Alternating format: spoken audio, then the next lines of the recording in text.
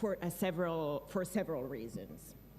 So it's important to understand that this migration is mainly regular, but it can also happen irregularly, and that and there are different movements, especially within the irregular flows. We often talk about voluntary return versus forced return, people that are willing to go to other regions for better opportunities, and people that are forced to go because of the situation in their countries or in their regions. They're also important, it's important to mention as well, mixed migration. And what do we refer when we refer to mixed migration is that it's not easy to classify, right? What is a labor migrant, what is a refugee, what someone in need of protection. We have within the flows, we have elderly people, we have younger people, we have people with specific needs, victims of trafficking, and so on. And it's not easy to really classify. This is why it's very important that we understand migration at large and the complexity of it. When we were discussing about migrants, well, it's very, you will get the presentations, we share it with the staff, and so I think that it's very difficult for you to see it, but I'll just try to explain. When we talk about the decision to migrate, there are some drivers of migration. And I think it's important for us to understand, because you, dear Honorable ECOWAS parliamentarians, are in charge and can support the development of policies, legislations, and protect our citizens. So it's important to understand what is behind. There are some what we call macro drivers for migration, which is what we would say the situation in the country of origin or in the region where they are. There may be political reasons, economic reasons, social reasons, environmental reasons, more and more. There is also the micro level, which is for the person itself. What is his or her education level, the sex or gender, their educational capacity, his or her family, the support they have, the support the person may have in the other country, no? And the links that the person may have. And then there are what we called meso drivers, that are the enablers, no? Laws, legislations, policies that can facilitate this migration or impede this migration. So all these to put together make the person take the decision either to migrate or not. So this is just to understand that not everyone migrates, not everyone is willing to migrate, and then people who migrate might do it for several reasons. So just to understand that when we talk about migrants, we talk about different people, and it's not easy to categorize them. Some of these drivers, or what we would call root causes, then of course we have others we're mentioning. We have the push and the pull factors, but very often are climate change, especially if we talk in the ECOWAS region, insecurity, insurgency, and even terrorism, limited employment opportunities, especially for our youth, and other limitations in our social security systems, among others. I already explained that it was very, very complex. So, who is IOM? Just very briefly, in case of, for those of you who don't know us, we are the International Organization for Migration. So it's the United Nations agency in charge of migration. We are present in over 175 countries in all West Africa, and we work with governments and with migrants to support migrants, but also to support governments for better migration management. This is just our offices. Very quickly, we work in our strategic approach divides our work, even if everything is interrelated, in three main areas. One, we would say it's resilience, meaning protecting migrants, protecting people in the move and people that have moved, and creating more resilient communities. Mobility, supporting everything related to mobility, all the migration process, from before the migration process up to the return when it takes place, and governance, supporting governments, states, local governmental authorities, but also at regional level and international level on migration aspects. We cannot forget some transversal topics of big importance for IOM: data, objective number one of the Global Compact for Migration, right? If we want evidence-based policies, we need data. We need to know what we're talking about in order to have proper policies, proper strategies, right? There is, of course, the migration sustainable development. So IOM's approach is anchored into the, what we call SDGs, Sustainable Development Goals. If we want to achieve development, we cannot leave migrants behind. We will see the statistics now, but we cannot leave a big important part of the population outside if we want to achieve development. And on the other side, we have different studies that have proved how migrants also themselves contribute to development. Migration, environment, and climate change, of course, and legal identity. We'll see, I'll go through it afterwards. So, some of the migration trends in West Africa. You're all from West Africa, so I'm sorry if I repeat myself and there are things that you already know, but we thought it was important to give you a big picture of the main migration trends in the region. When we talk about international migrants, so there are in the West, well, the map shows West and Central Africa because our regional office covers West and Central Africa, but I will focus now talking to you in the ECOWAS region. So in all West and Central Africa, there are 9.8 million international migrants. You can see main countries, well, I'm not sure if you can see it, so let me tell you. So most of these international migrants are based in Côte d'Ivoire and in Nigeria, with an important part as well in Niger and Mali. So an important point I want to raise here is that 83% of all the international migrants within the ECOWAS region, well, and West African region, comes from West African countries. So this is very important because very often we hear a different discourse, and this is why we were referring before of the importance of having data, right? To have to really support our actions and what we and our policies and what we do. So 80% of the international migrants in the region come from the region itself.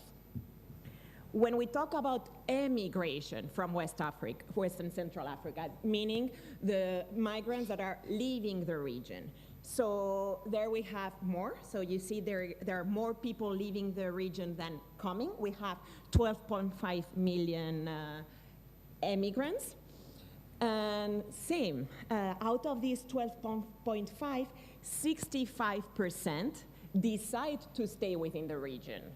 And the rest, they mainly go to Europe and North America, and also some of them to North African countries. Main countries of origin of these migrants. So we have Nigeria, Côte d'Ivoire, Burkina Faso, and Mali as some of these main countries of emigration. These are some of the migration corridors within the regions. I won't spend too much time on it, but you can see that mainly most of the migration go towards coastal states. And here a slide on transhumance. Transhumance is an important question for the region, and there are being important changes lately. So this chart shows you the blueprint just up in the middle, who have been the common pastoral areas, and the dotted lines show the movements of the transhumance movements within the region. It's important to note that there are several aspects, like climate change and land degradation, but also changes in the agricultural system with bigger and bigger extensions of agriculture places, privatization of land that didn't happen before, some cities and areas that are growing, that are making a competition over natural resources, right? So this competition over natural resources is forcing these transhumance migrants to change their routes, and it's creating, in some cases, conflict, and it's something that we need to look at, because we have realized within IOM this increasing conflict between farmers and herders. Interregional roads. With this one, in this slide, the idea was to show you these main routes towards, when we talk especially about land movements or roads towards Europe mainly, just to show you that there is the Western Africa route, the towards the Canary Islands in Spain, the West Mediterranean route to Spanish Peninsula and over to France, and the Central Mediterranean route towards mainly Italy and Greece. These are some statistics of irregular migration to Europe. So I know, because I've been asked by several ECOWAS staff members and people we work with, the interest of knowing a bit more about irregular migration. So as I was mentioning before, we have to remember that the big part of migration is within Africa, and regular, and then a tiny bit of that overall migration is irregular. But we can see in here, you have the statistics of the main irregular arrivals to Europe. All these data are based on IOM DTM tool, which is Displaced Tracking Matrix. So for more information, you can check that, and we'll be happy to give you more data afterwards. So we can see that from January to June 2023, there's been over 90,000 arrivals. So now we'll need to update these statistics, which means over a 60% increase over the same period in previous year. It's true that previous years with COVID, there was a reduction of some of these movements, but it's true that it's something that we have to look at, not only because of the figures, but mainly because of the vulnerabilities of people that migrate irregularly. We'll see that. Just here's some more information about these arrivals to Greece, to Italy, and to Spain. And just some profile, just to let you know. It's those migrating to Western Central Africa are elderly, better educated, and usually migrate for employment opportunities, towards those that are migrating to Europe and to North Africa, that are younger, all male, mostly men, sorry, not only, but mainly young and without employment opportunity, without employment in their countries of origin. Just to give you an overview of migration of women on the move, we cannot forget women. It's true that, as I was saying, this migration mainly regularly is mainly masculine, but not only. Missing migrants. So we cannot talk, talking about irregular migration, I was mentioning that how do you say gravité? Sorry, how serious it is. It's because it puts migrants on extreme vulnerable situations up to death. So IOM has this project called Missing Migrants, where we try, it's not an easy work, to record the number of people that have disappeared or even deceased in the world, but with a specific focus in Africa and Europe. So you can see here the figures. So for only from January to June 2023, there have been 2,000 migrants that have been missing. These are official figures that we were able to record, and we really think that the figure is at least double, because there are many people that we cannot get the information, for whom we cannot get this information. Just regions of origin, so you will have the presentation, but just to tell you that very often we see how most of the migrants come from specific regions in specific countries. This comes back to what I was telling you before of the personal aspects of the person that makes him or her decide to migrate. The links the person has with another country, with another region, and their links with the connections they have. Just 2 more slides to show you internal displacement. So we have, we cannot, now when we talk about migration, as we were saying, we can talk about international migration, but we also have internal displacement, and especially in the region. Internal displacement is a big thing. So we can have internal displacement due to conflict and and internal displacement. So we can see mainly the Sahel region. And then we have internal displacement due to mobility. And these we can see different, due to climate change and to disasters in general, floods, droughts, and so on, natural disasters. So we can see how this is more, we can have displacements in different countries in the region, an important part in Nigeria. Related to conflict and to understand the complexity just in 2 specific regions, so in Lake Chad Basin and Liptako-Gurma. I don't want to go too much into it, but just for you to understand all these movements that happen in the region, all the returnees that are coming back, that are being reintegrated into society. So finishing with the migration trends, I just wanted to highlight this. We have to remember something in the keynotes that we think are important. Everything is important, of course, but is that most of the migration in West Africa happens within West Africa, that in overall migration in West Africa is relatively low in average.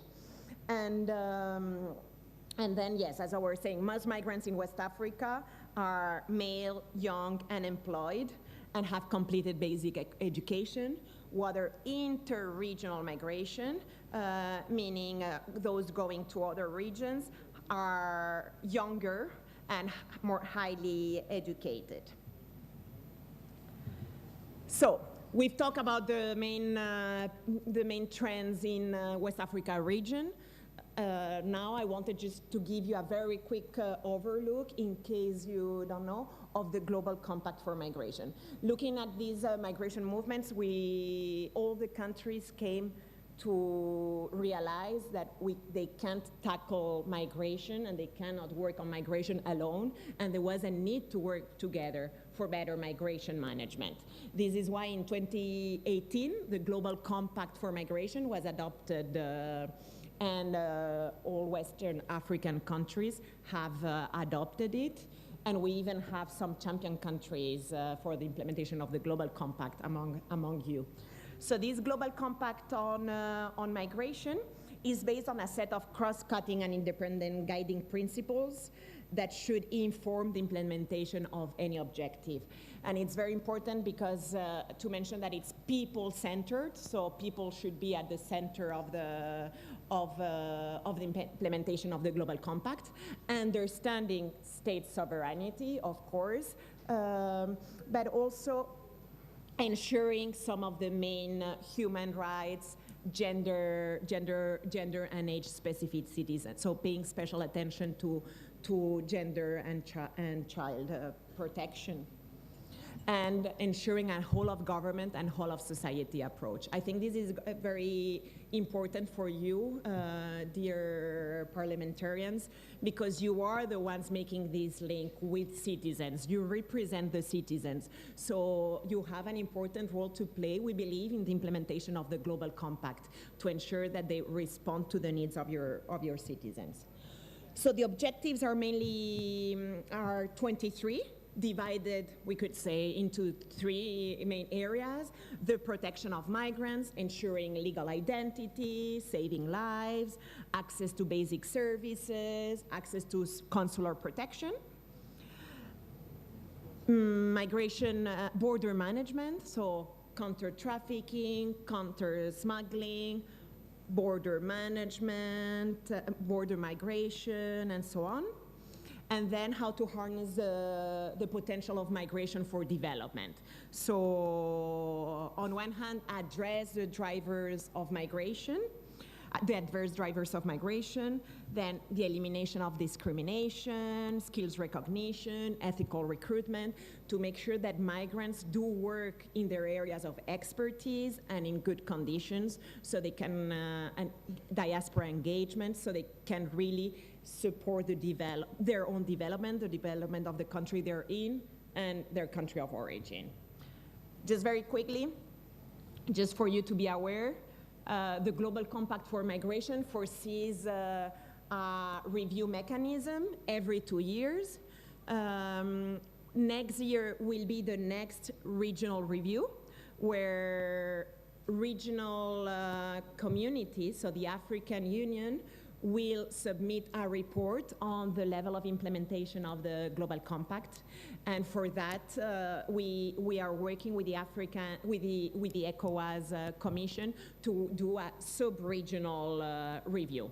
So we'll keep you updated, of course, but it's important to see when we talk about migration, right, and the free movement is key for this, how the region is supporting the implementation of the ECOWAS. And then there is international review 2 years after. So every 2 years there is a regional and international, a regional and international. So in 2026, there will be the international review. So having said that, we see the complexity of these migratory flows, right? So what do we think are the main concerns and the main needs of migrants in the region? We tried to, we're not going to talk about all of them because I didn't want to bore you too much, but I will be happy to listen to you after that. But we can say that there are important migration protection needs in the region. People, which includes missing migrants, like a key priority, giving the importance of it, legal identity, but also finding durable solutions for displaced populations. And then we have the regular pathways, the implementation of regular pathways within the ECOWAS region, so the implementation of the free movement protocol and the right of residence and establishment, and need of data and climate change adaptation. So if we go to protection needs, as we were mentioning, so migrants in West Africa, especially those that are migrating irregularly, but it's important to remember that it's not all of them, of course. This is why we need to work as well on regular migration pathways. But people migrating irregularly face a lot of challenges. There are important protection needs. There are migrants in some transit countries that are facing very difficult situations. Here I can mention, for example, the situation in Niger, where there are a lot of migrants in transit there and with important needs, but also in some other regions. We also have, so they are in need of shelter, but also food and non-food items. But we also have, unfortunately, in the region, counter-trafficking, right? So there is a need to reinforce. ECOWAS has been doing a lot on counter-trafficking, but there is still a need to reinforce mainly the protection of the victims. And so we need to continue our work in that area on prosecution of perpetrators and protection of victims. So I think there is still room to work on that. special focus on women and children. I know you have one of the sessions on mining, right, in the ECOWAS region now. I heard something about it. There are an increasing number of kids working on mines in the region. We also have Talibé kids. So there are some issues that we understand that they might be related to tradition, religion, economic situations, but that are putting children on very difficult situations and on exploitation and abuse. So there is a focus there. We believe that we need to focus on children and women. And missing migrants. So we, in the region so far, from 2014, I couldn't read it, there have been 14,000 deaths or disappearances in the region. So just for you to give you an understanding of the importance on the big number of migrants that are disappearing, most of them in the desert, but also crossing the Mediterranean. So it's a very severe issue that we would need to work further on. We are at this stage as IOM supporting the ECOWAS Commission asked us if we could work together to work further on this. And so we hope to continue in this area. And so there is a need to improve cooperation between states, right, for search and rescue. Also to support families, to give them some information on where to call, what to do, how to proceed in case they have some family member that has disappeared.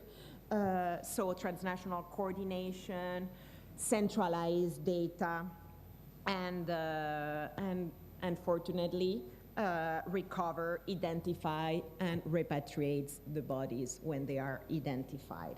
But this is very important for the moral support of the families. So another important aspect is legal identity. I have a video, so you don't hear to me too much, I try to, let me see if it works.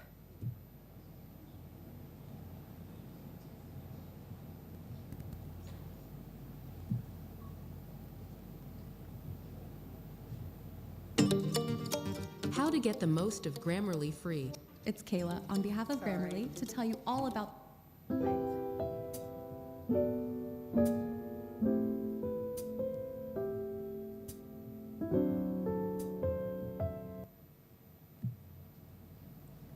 No, this is not, sorry.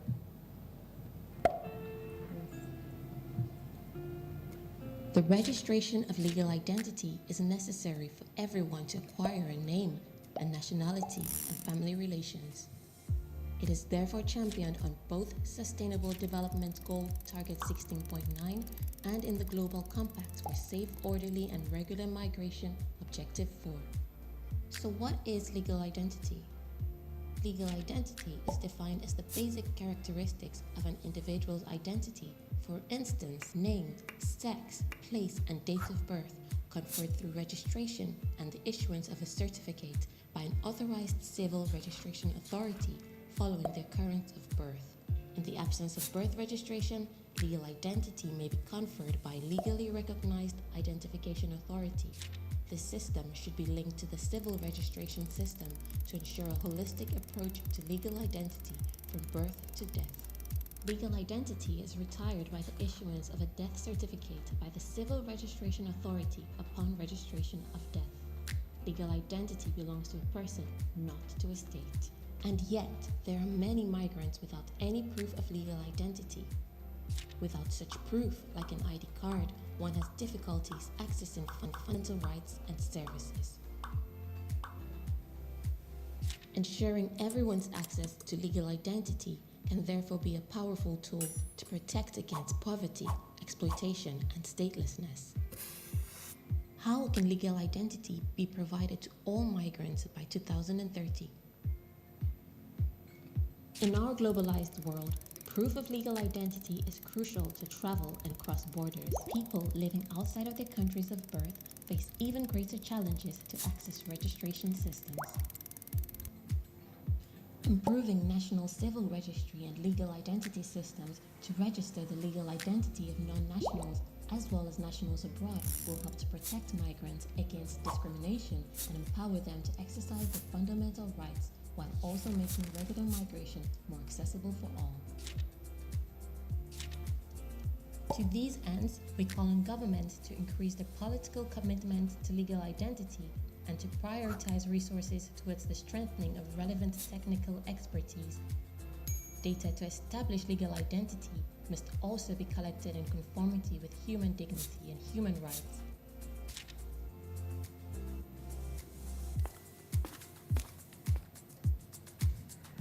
Okay, so just for you to know, in the African Union, UNICEF says that 50% of new kids don't have a legal identity. So just to give you an overview of the importance of it in the region and therefore in the sub-region. Legal identity is very important. Let me see. Yeah, legal identity is very important to protect migrants, right? Especially migrants.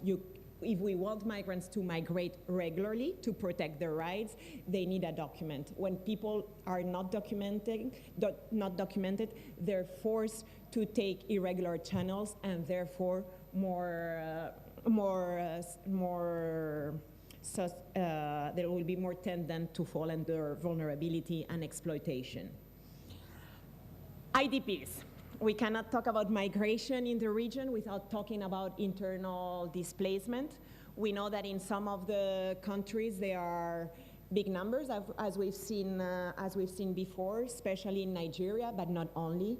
And there is, and as IOM, we commit to the importance to work on the prevention, early action, and solutions from the start. So there is an important need to find durable solutions, and for that we need to engage communities. We understand that states sometimes face very difficult situations where there are some IDP camps, of course, and the need to find these durable solutions. But we plead for local government authorities to engage with displaced populations themselves to find solutions, to reintegrate them in their places of origin when it's possible, or in other areas when it's not. Regular pathways. In ECOWAS, we have the free movement protocol, so it's an example worldwide of mobility and something that the Global Compact for Migration pleads for.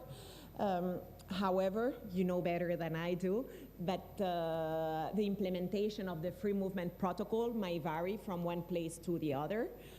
Different reasons. We were talking about legal identity or some issues at the border. The region, we're aware that the region faces important security issues. So a lot of controls and so on make people take irregular channels. So there is a need to see how to improve the full implementation of the free movement protocol. So not only the free movement, but also the right to of residence and establishment that we believe will really support the protection of migrants and the development of countries.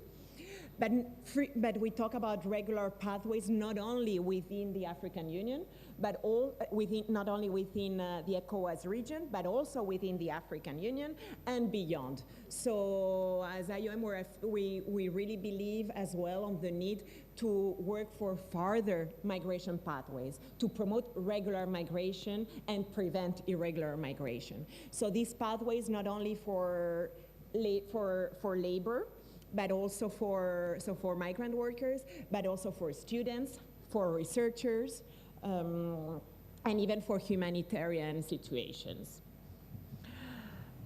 And to end up, we cannot forget climate change. So we think that migration, environment, and climate change are very important in the region. We're just now having COP28, and the importance to work on mitigation and to finance climate change. We need to assist people in the move, people that decide to stay, And also we were mentioning before these transhumans. So with this, I finished my presentation. I hope it was not too long. We'll be happy to, thank you. We'll be happy to take some questions. And I would just like to open the debate with the permit. I mean, I will let the chair open the debate, of course, respecting protocols. But we just were thinking of what can ECOWAS parliamentarians do? You tell me. I was just thinking, what could we do? How could we better and further engage with parliamentarians? So these are just some ideas, and then we'll be open. We'll be happy to get your questions, answers, and comments. But we believe that you, as parliamentarians, you have an important role to play, of course, in the establishment of regulations and policies. So the need to have migration policies in the region is very important. There is already the ECOWAS common approach on migration, and the discussion of an ECOWAS policy on migration we think will be very important, and then in your respective member states. And these policies based on what we were explaining before, right? The core principles of the Global Compact. So putting people in the center, respecting human rights and international commitments, and protecting the most vulnerable. You also make this link with your citizens regarding legislation or GCM, all these commitments. So we really believe that you're a really added value for the Leave No One Behind, to make sure that the interests of all the citizens are listened, and then support some of the aspects that we've mentioned. So with this, I just, now yes, we finished the presentation, so thank you very much. Merci beaucoup, and obrigada.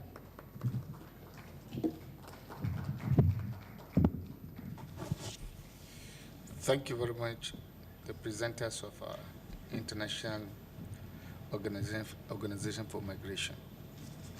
We now yield the floor to the presenters of NGO Friends of the Earth.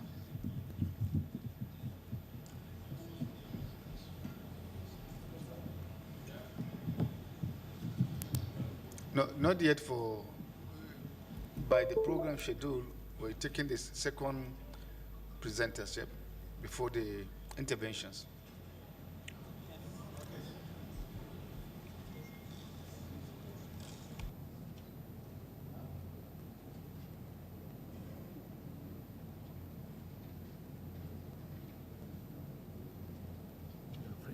Friends of the Earth Africa. All right. Thank you so much. Yeah.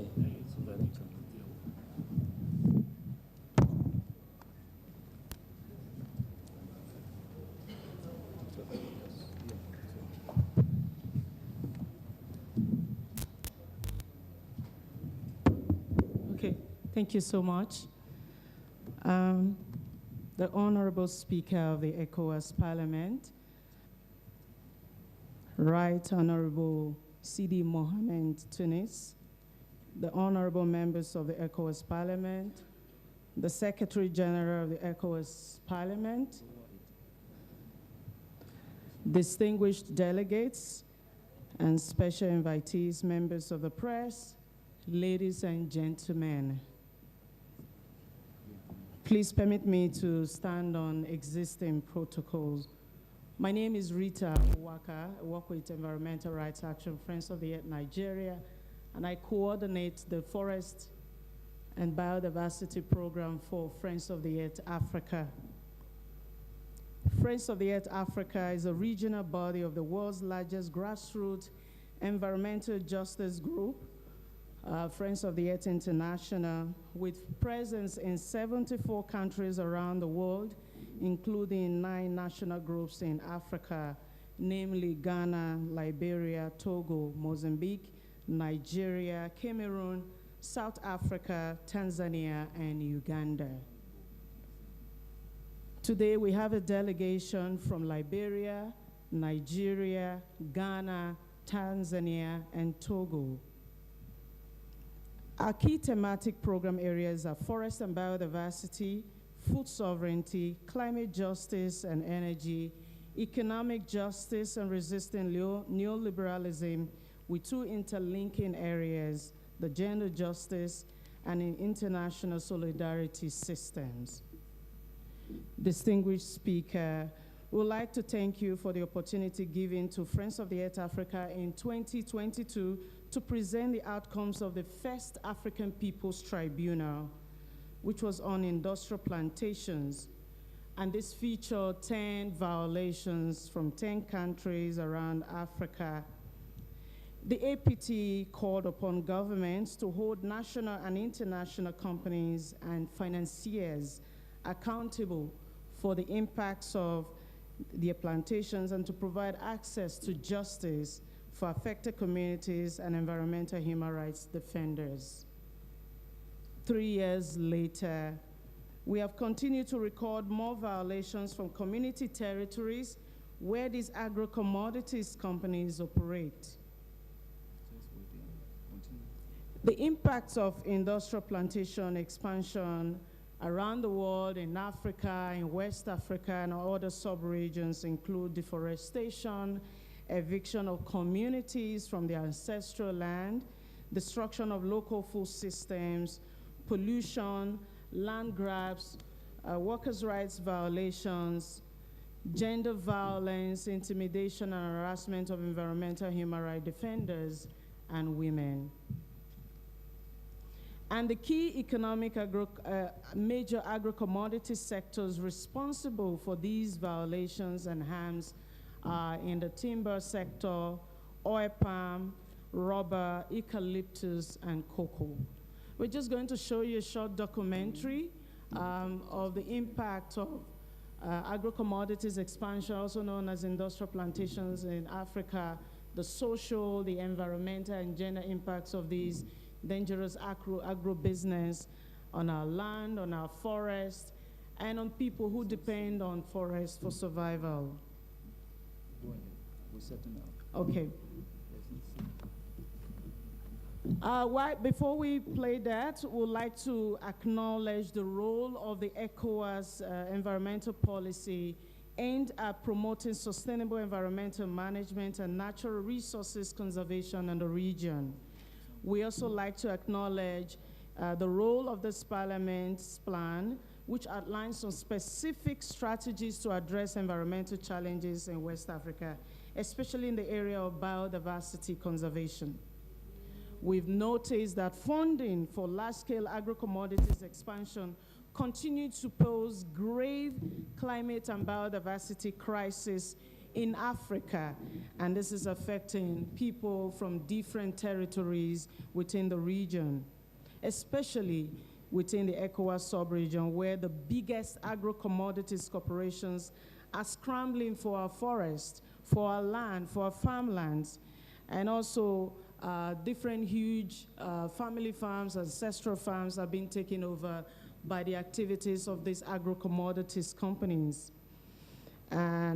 And this is mostly for business. Without looking at the social environmental impact, it's mostly for business to enrich private pockets, you know, at the detriment of the people. Distinguished speaker and members of the ECOWAS Parliament, we've also recognized that funding for large-scale agro-commodities expansion poses grave climate and biodiversity crisis in Africa, especially in the sub-region.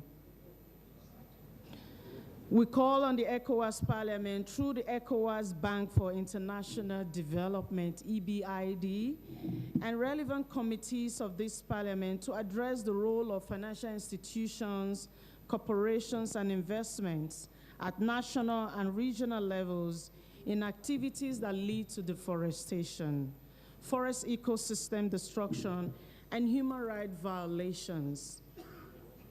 We call on this Parliament to advocate for sustainable and responsible business practices that promote environmental conservation and biodiversity protection through a human rights-based approach by protecting the rights of indigenous peoples and local communities, the rights of women and environmental human rights defenders over activities leading to deforestation and land grabs for industrial plantation businesses by agro-commodities corporations.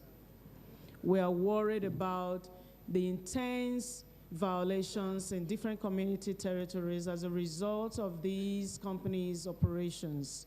We're worried about how environmental human rights defenders are being attacked for speaking truth to power as a result of the violations of these corporations in our different localities in the sub-region and across the continent. And here are our policy recommendations. We're calling on the ECOWAS Parliament to please develop policies at the regional level to ensure that international financial institutions, development banks, and portfolios stop funding agro-commodities expansion projects and at the expense of the people, at the expense of our environment. Instead, we're asking that we build policies and finance that promote people-powered solutions like community forest management, which is an act of putting the management of our forests, our resources, in the hands of the people, in the hands of communities that are the best custodians of these resources. Instead of, destroying our forest, causing biodiversity loss, causing care crisis, climate crisis, at the detriment of our people, at the detriment of the environment which we depend on. We're also calling to ensure that any economic partnership agreement respects the rights of local communities and indigenous peoples, in particular the right to self-determination, the right to free, prior, and informed consent, and also the protection and restoration of our environment.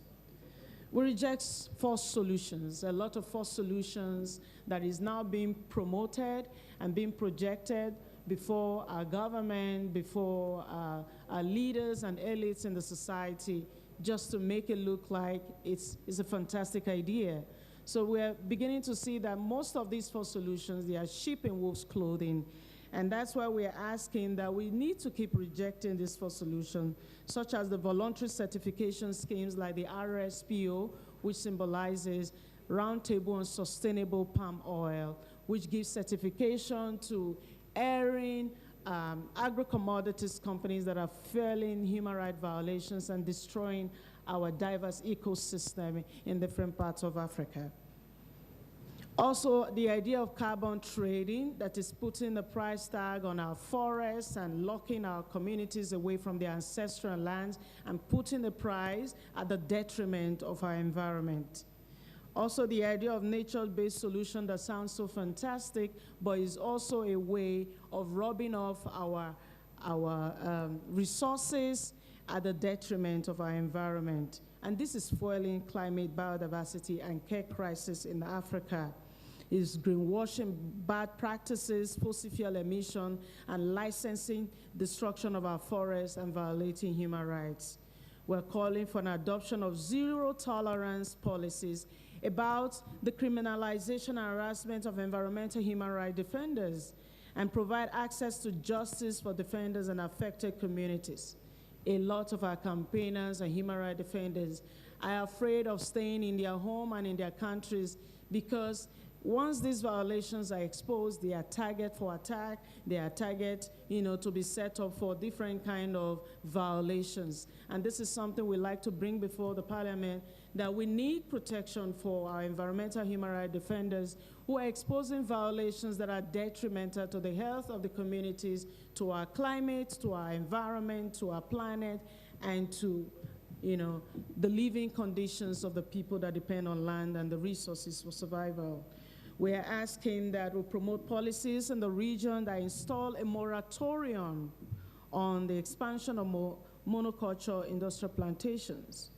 We're asking to stop investment deals, stop trade or investment deals that empower communities to influence legislation.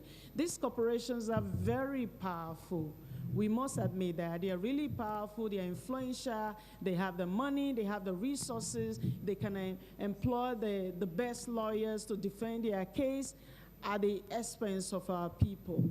So we need to understand that there's a whole lot of power play, and the companies are also finding ways to influence policies to benefit them at the expense of public good.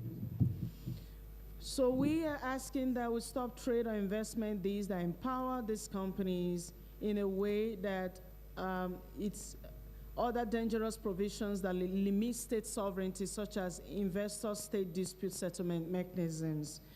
We are asking that we work with foreign governments and institutions to hold the international trade and finance of forest and ecosystem risk commodities, because there's this collaboration between different national and international governments that relate to trade and investment of these agro-commodities products from one country to another. Yeah. We're also calling for engagement to actively engage constructively in the process of negotiations towards a strong and effective legally binding instrument on transnational corporations and human rights, currently being discussed at the United Nations in Geneva to ensure access to justice for the people affected by these companies. We ask for the protection of women's rights and access to land. Women play a critical role in biodiversity conservation, in food production. But when our forests are cut down for industrial plantation expansion, who suffer more? The women. They are, as wives, as custodians of nature, as mothers, they suffer more impacts from the destruction of our forests, the pollution of our mangroves as a result of oil activities or agrotoxins that these agro-commodities companies rely on. We are also asking that we ensure a periodic forest dialogue with forested countries on policy intervention they can take to halt deforestation and land grabbing for large-scale plantation expansion in Africa, especially within the ECOWAS member states. Speaker, distinguished parliamentarians present here, FoEA Africa believes that a sustainable system change pathway for economic development in West Africa must prioritize environmental and social rights and human dignity. Our engagement as FoEA Africa today with the ECOWAS Parliament is an essential step towards finding solutions that balance economic interest with the well-being of our communities and the preservation of our environment. Our forests is our life. You cannot plant a single tree over a large expanse of land and call it a forest. But that's the narrative the corporations are selling to our government. The best you can see in the plantations are rodents, snakes, rats, or rabbits at most. A forest is a diverse ecosystem. We cannot equate the importance of our forests to our lives, to our environment, and the people who depend on it for their livelihood sustenance. We appreciate the opportunity to present these concerns and demands during the second session of the ECOWAS parliamentary session in Abuja. FoEA Africa remains committed to working collaboratively for a just and sustainable future for West Africa and the whole of the continent. We'd like to thank you as we present a short documentary of the social, environmental, and gender impacts of industrial plantation expansion in Africa with case studies from Nigeria, Cote d'Ivoire, and Cameroon. Thank you so much.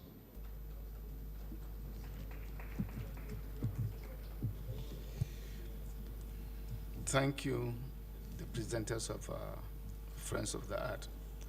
Now the general debate is open. MPs who wish to intervene in the debate are requested to register.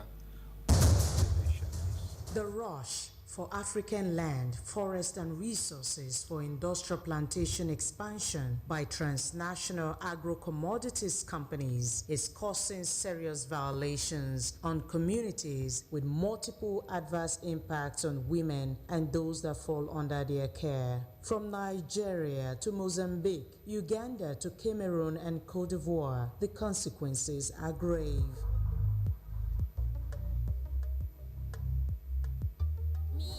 lost my baby because of the process of entering inside the tractor to walk. When it entered inside the gallop, it will affect the baby inside. So that was the process of me losing my baby girl. Women are not going to maternity leave. Even when you be pregnant, even when you're pregnant will be 7 months, 8 months, 9 months, you will still be working.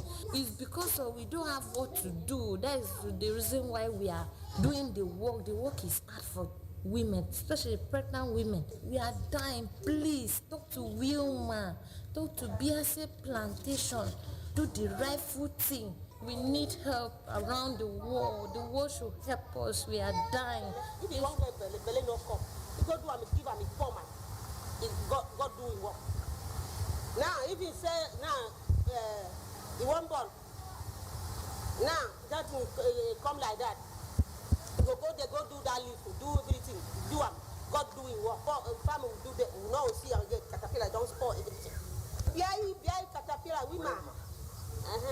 Now we come suffer, we do for suffer. Our father, I don't do that thing. Now we do for suffer now. No see, this go do here again. Women depend on forests for their daily sustenance. When forests are converted to these green deserts known as plantations, women suffer.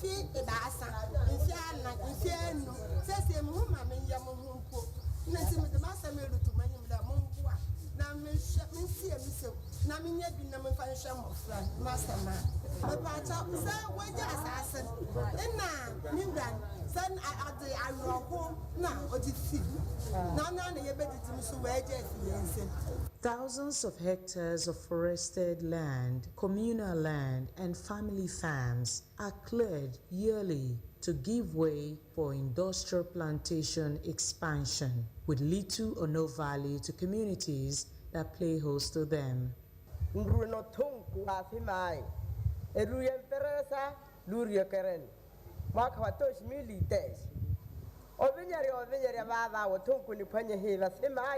Ndeno tunku mtoko imacha sahu wakiwa ipurutu tusamunya nyeri wavate hebu hala ndeno tunku mota bo waji hashina mane hendi kale tinna kiriara na mane no halela na simaye ndeno tunku na parawaro ihushkola ni forme mota wotuma ni muhalela heba mirero sahu nyanyi we na tumi haseye na tuma mirero sana mane ikaterno ilapisera ne forme na jihaka ni hina sinene njaka ela pueda rera na aruna ruma sia na kala no ilaidi ipurtutu masi wore lese kusenyaje ipurtutu so tene heba nimulava ne masi orowelo muro wo pipamo nimna lima humo mun aliyo yemokalipi o pimpamo mal no bado ma winivire na de wo ya wo pipawo ni mota wo meja winro na de tatu o pipa hinno na wo waja wo ni mota wo vinya winrowe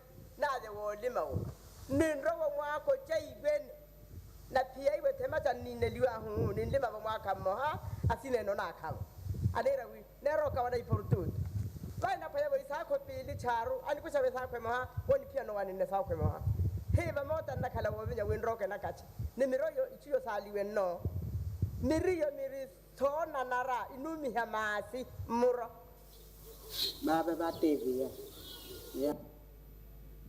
Yeah, thank you very much. That's the much we can take for now. So we just call on each and every one of us to understand that plantations are not forests, and we cannot continue to support funding for the destruction of our forests just because plantation companies want to keep expanding to make money for private pockets. Thank you.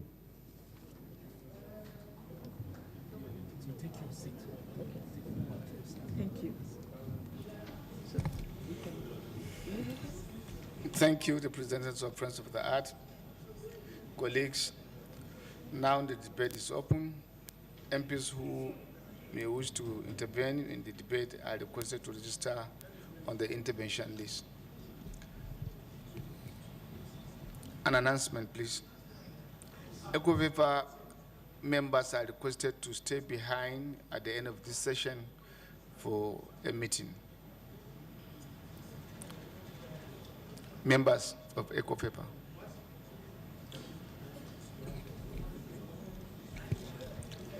The women and the men who are members of ECOWAS are requested to stay behind. Thank you.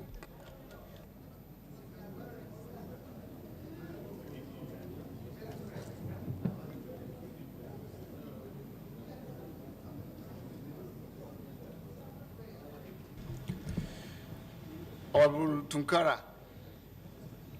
you have the floor. Thank you very much, Honorable Speaker, for giving me the floor. Honorable Speaker, permit me to also thank the two presenters for doing justice to their presentation or topic of discussion. IOM, of course, is not a new partner to us, particularly the country I come from, the Gambia. They've intervened in several areas in terms of uplifting or airlifting stranded migrants in Libya, in Algeria. Recently, about 300 migrants have been airlifted.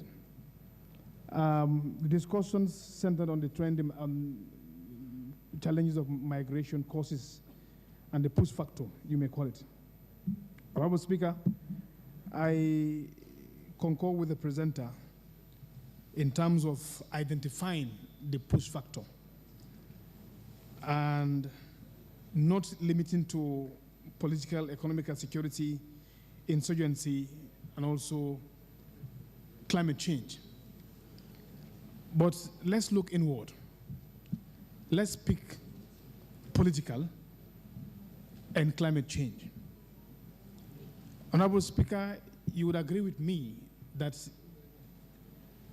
the evilness in the international arena or even the UN system is also part and parcel of a contributing factor of what is really pushing the young men, able-bodied men and women in the region to migrate. If you look at in the Libya, for instance, now, there was political interest, there was international influence in their governance that led to change of regime and instability in that country. Up till now, there has been a pledge to rebuild Libya, and that country has now become a failed state. Politically, if you look at West Africa, the influence of the external forces in the governance system, West Africa and beyond, these are all causes of insurgency, insecurity, and political instability that we face in our region.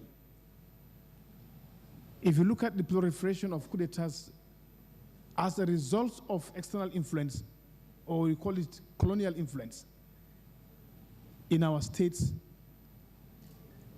these all contribute to the issue of migration. Now, let's look at the climate change. At what percentage is Africa contributing to the global warming? The greenhouse gas emission.